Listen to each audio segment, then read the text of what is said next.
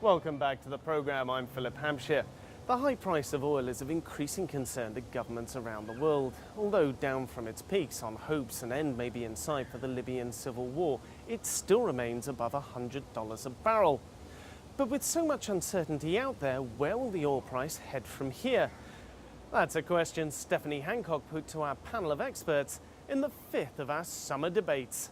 We are relying solely on Saudi Arabia at the moment, with maybe a few barrels coming from here and there. But Saudi Arabia is not only a major supplier and the only country that has significant spare capacity. The demand growth in Saudi Arabia is huge, so they're actually consuming a lot of their oil. And I think all of this is adding to perceptions that, you know, maybe a few years down the line, we're not investing enough in new capacity. The oil that is in the ground is becoming more expensive. People are shifting focus to alternatives. They're shifting focus, particularly in this region, on gas, because we have more need for gas than oil. So I think all that, the sort of energy balance post-Arab Revolution, all of that is having an impact, obviously, on oil, on hydrocarbons. And I think the Arab Spring has also really pushed up the minimum required price per barrel for many of these producers, specifically because they need to spend so much more on social programs, on creating jobs, whether that's investment in infrastructure or otherwise. And that in itself has really changed the fair price, which was previously perhaps $75 per barrel, up much further, I would say to about $90. In fact, yeah, when we were in Vienna recently and we were having a briefing with the Minister of Saudi Arabia, and they said to him, "Oh, do you still support this price of 75, 85? And he said, that was, you know, that was then. It's different now. And, you know, as you said, Saudi Arabia is actually throwing money at a potential problem to avert the kind of troubles that other countries are seeing. And so they actually they have huge infrastructure spending, as Thaddeus said, and they are going to need a high oil price to sort of keep the expenditure going. I mean, I think that's true, Kate, of course, but you know, what you take today, you know, you don't get tomorrow. Of course, the higher you push prices short term, the lower that the prices or demand or both is going to be in the long term. And you know, we already see Europe, you know, obviously debt crises and so on, the US as well, demand taking a pretty big hit. You know, almost a double dip situation where demand is dropping in those countries. You know, even China faltering a little bit. So. You know, if you do try and sustain very high prices above $100 a barrel, then you are eating into future demand, and I think, you know, that's really should be a concern for the producers. That's a balancing act, yeah. How much of a concern is the financial crisis in the States? Well, you know, I think as the dollar devalues, obviously, so the price of oil rises. And I think that's a factor that will be actually prevailing in the markets for the next 2 years. If not longer. I see QE3, the next round of quantitative easing, as being almost inevitable, and that of course will depress the value of the dollar. So I would see demand destruction in much of the OECD countries. We have the bringing on of LNG, gas-fired power plants, and so in the long run, I think in Europe, in Japan, in Korea, and in the United States, you really have sort of flat growth, if you can call it that. You need higher oil prices in order to develop alternative fuels. I mean, I think I was talking to the IEA recently, and they said that the average now, it has come down a little bit because people have found more efficient ways of drilling for, say, of extracting shale oil or oil sands, it is called tar sands in Canada.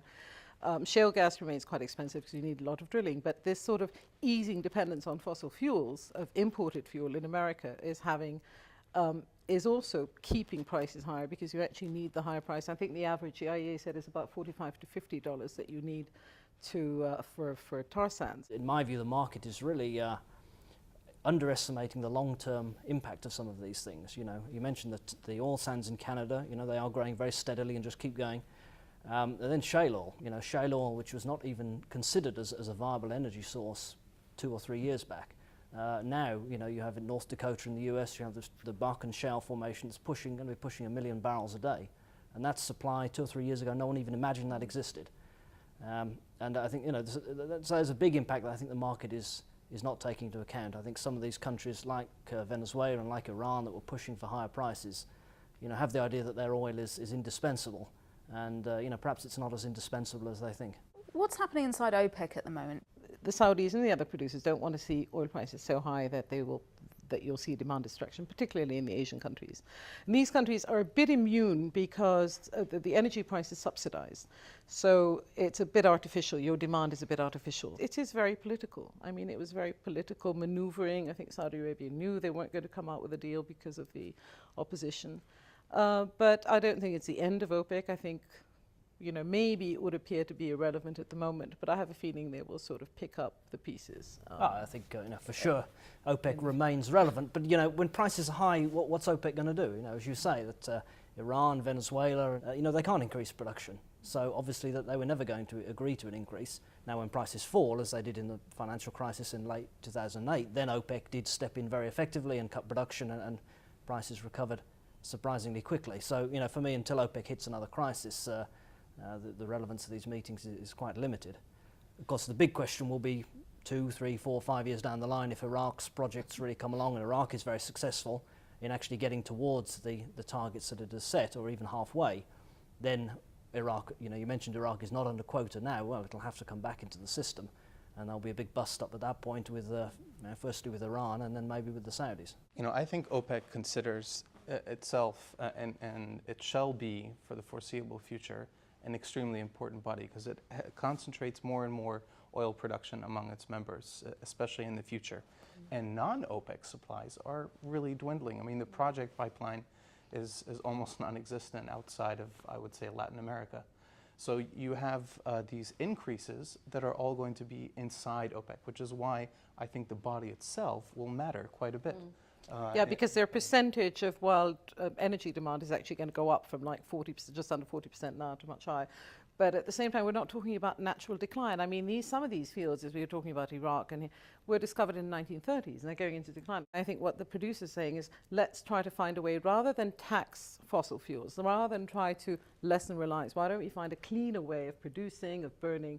Cheap oil is over. I mean, you're having to spend a lot more money to get down to maintain pressure in these reservoirs that are getting old, even in Saudi Arabia, where you have declines. And yeah, sure. But the oil industry is always a race between depletion and technology. You might have this idea that the age of easy oil has ended or is ending. People also thought that in the 70s. And then along came the North Sea, and it was possible to produce oil in the very rough waters, very rough conditions in the North Sea.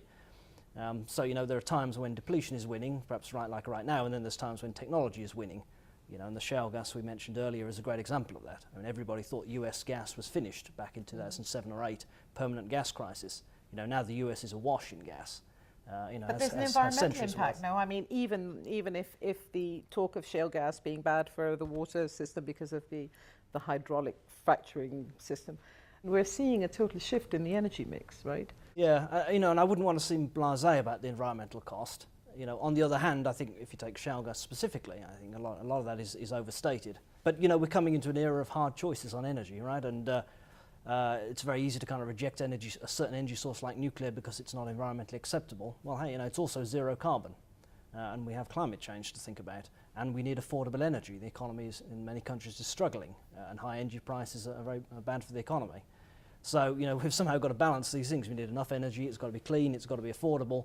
Renewables are clean generally, but are still expensive, and they still can't meet all of our needs. So we have to make some hard choices, and I think anybody who's against a particular energy source or pro a particular energy source, really has to step back and see the bigger picture. Kate Dourian, Thaddeus Malesa and Robin Mills speaking to Stephanie Hancock earlier. Now that's almost all we've got time for, but before we go, here's a quick look at how the region's major markets